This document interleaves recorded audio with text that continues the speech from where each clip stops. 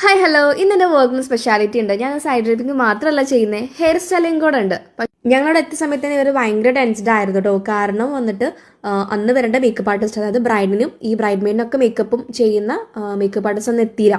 അപ്പോൾ അവർ ഭയങ്കര ടെൻസ്ഡ് ആയിരുന്നു. കാരണം അവർ ഏർലി മോർണിംഗ് വിളിച്ച് പറഞ്ഞു എനിക്ക് ഹോസ്പിറ്റൽ ഇഷ്യൂ ഉണ്ട്, അതുകൊണ്ട് ഇത് വരാൻ പറ്റില്ല എന്ന് പെട്ടെന്ന് പറയായിരുന്നു. ബ്രൈഡിനെ നമ്മൾ കോഴിക്കോട് ഉള്ള ഏതൊരു സലൂണിൽ ഏൽപ്പിച്ചു എന്ന് പറഞ്ഞു. ഏത് സലൂണിൻ്റെ പേര് ഞാൻ ഓർക്കുന്നില്ല.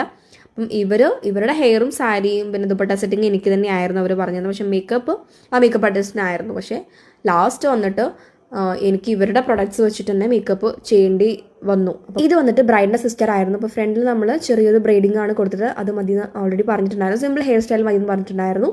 ആൻഡ് എൻഡിങ്ങിൽ നമ്മൾ കേൾസും കൊടുത്തു. പിന്നെ ഫ്ലവർ സെറ്റിംഗ് ആയിരുന്നു ഉണ്ടായിരുന്നത്. ദെൻ ആദ്യം ഞാൻ പറഞ്ഞതുപോലെ ഇവരുടെ കയ്യിലുള്ള പ്രൊഡക്ട്സ് വെച്ചിട്ട് ഞാൻ ഇവർക്ക് ലൈറ്റ് മേക്കപ്പ് ചെയ്ത് കൊടുത്തിട്ടുണ്ടായിരുന്നു. ബ്രൈഡിൻ്റെ സിസ്റ്ററിന്, അതുപോലെ തന്നെ ആളുടെ അമ്മയ്ക്കും ബ്രൈഡിൻ്റെ അമ്മയ്ക്കും ഞാൻ ചെയ്ത് കൊടുത്തിട്ടുണ്ടായിരുന്നു. അവരെന്നോട് പറഞ്ഞതായിരുന്നു ഒന്ന് ചെയ്തു തരുമോ എന്ന് ചോദിച്ചിട്ട്. അപ്പോൾ അതൊക്കെ അവർക്ക് ഭയങ്കര ഇഷ്ടപ്പെട്ടിട്ടുണ്ടായിരുന്നു. ലാസ്റ്റ് ആയിരുന്നു ഞാൻ സാരി ഡ്രേപ്പിംഗ് ചെയ്തിട്ടുണ്ടായിരുന്നത്. പ്രീ പ്ലീറ്റിംഗ് ഓൾറെഡി ഞാൻ ചെയ്തു വെച്ചിട്ടുണ്ടായിരുന്നു മേക്കപ്പും ഹെയറൊക്കെ ചെയ്യുന്നതിന് മുന്നേ. സോ ഒരു ബ്രൈറ്റൺ റോസ് സാരി ആയിരുന്നു. 20K ബിലോ ആയിരുന്നു ഈ ഒരു സാരിയുടെ റേറ്റ് എന്ന് തോന്നുന്നു.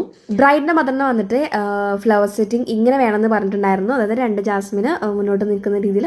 സോ അതേ രീതിയിലാണ് ചെയ്തു കൊടുത്തത്.